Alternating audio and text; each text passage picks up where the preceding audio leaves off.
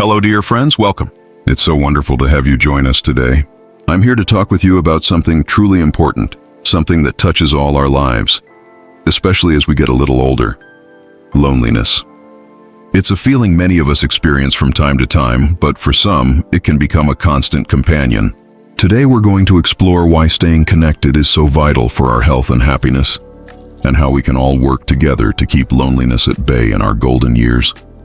You know, when we talk about health, we often think about our bodies, eating well, exercising, and getting enough sleep. And those things are absolutely crucial. But there's another part of our health that's just as important, if not more so, and that's our emotional and mental well-being. And that's where connection comes in. Think about it. We are social creatures. From the moment we're born, we thrive on interaction, on love, on belonging. That need doesn't disappear as we age. In fact, it often becomes even stronger. Please don't forget to like, share, and subscribe. Now let's dive into this topic.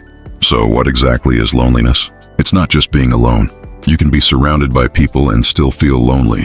It's that feeling of being disconnected, of not having meaningful relationships, of feeling isolated. It's a quiet ache that can creep in, sometimes without us even realizing it, and it's more common than you might think. Studies show that a significant number of older adults experience loneliness regularly. It's a widespread issue, and it's something we need to talk about openly. Do you know what the hidden costs of isolation is? Now you might be thinking, well, feeling a bit lonely isn't the end of the world, is it? And while a fleeting moment of loneliness is normal, chronic loneliness, that persistent feeling of isolation, can actually have some serious consequences for our health. It's not just about feeling sad. It can impact our physical bodies too.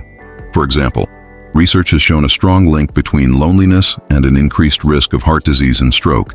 It can also weaken our immune system, making us more susceptible to colds, flu, and other illnesses. Imagine your body's defenses being a little less strong just because you're feeling disconnected. It's quite remarkable, isn't it? Beyond physical health, loneliness can also take a toll on our minds. It's been linked to a higher risk of depression and anxiety. When we feel alone, our minds can sometimes wander to negative places, and it can be harder to find joy in everyday things. It can even affect our memory and cognitive function, making it harder to think clearly or remember things.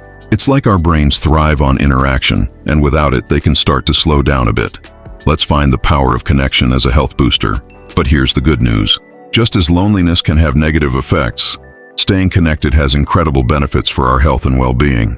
Think of it as a powerful health booster. When we have strong social connections, we tend to live longer, healthier lives.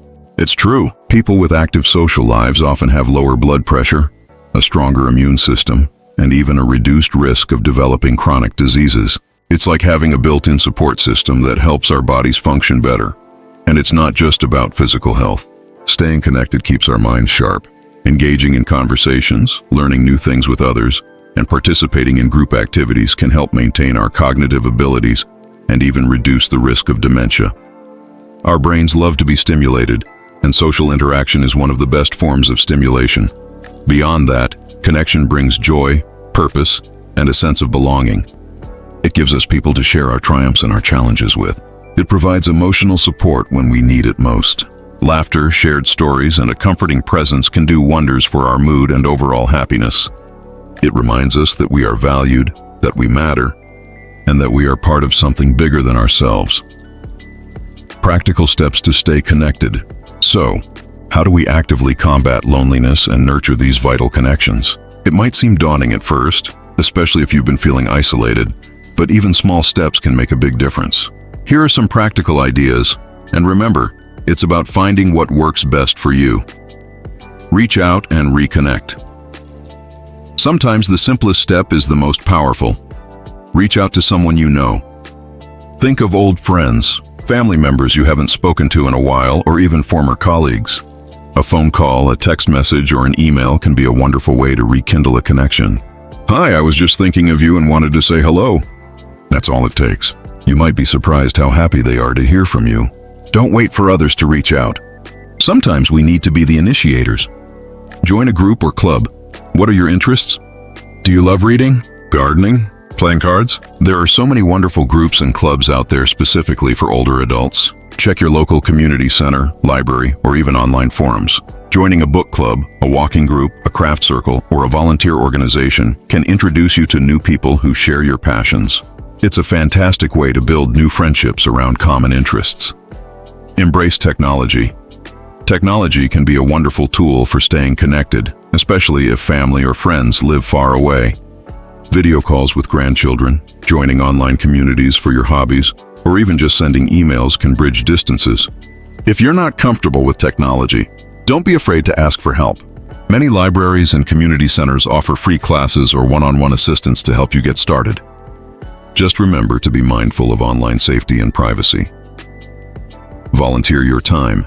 Giving back to your community is a win-win situation. Not only do you make a positive difference in the lives of others, but you also meet new people who share your values. Whether it's helping at a local animal shelter, assisting at a hospital, or mentoring young people, volunteering provides a sense of purpose and creates opportunities for meaningful connections. Stay active and get out. Physical activity isn't just good for your body. It's great for your social life too. Taking a walk in a local park, joining a gentle exercise class, or even just running errands can put you in situations where you might strike up a conversation with someone new. A simple "good morning" or "lovely day, isn't it?" can be the start of a new connection. Nurture existing relationships. Don't forget the people already in your life. Make an effort to regularly connect with family and close friends. Schedule regular coffee dates, phone calls, or visits. These existing relationships are precious and provide a strong foundation of support and companionship. Consider a pet. For some, a pet can be a wonderful companion.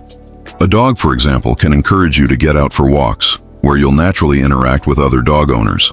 Pets offer unconditional love, companionship, and a sense of responsibility which can be incredibly fulfilling and combat feelings of loneliness.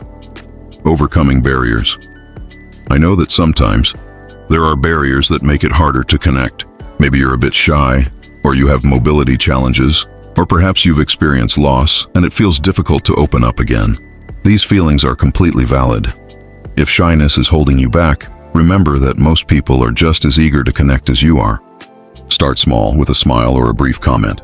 If mobility is an issue, explore online groups, phone calls, or ask friends and family if they can help with transportation to local events. If you're grieving, allow yourself time to heal, but also gently encourage yourself to re-engage when you feel ready. Support groups for grief can also be a wonderful way to connect with others who understand what you're going through.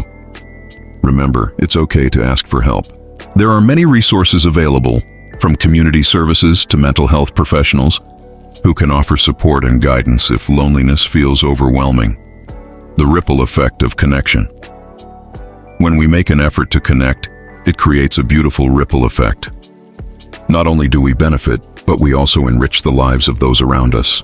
We create a stronger, more vibrant community where everyone feels valued and supported.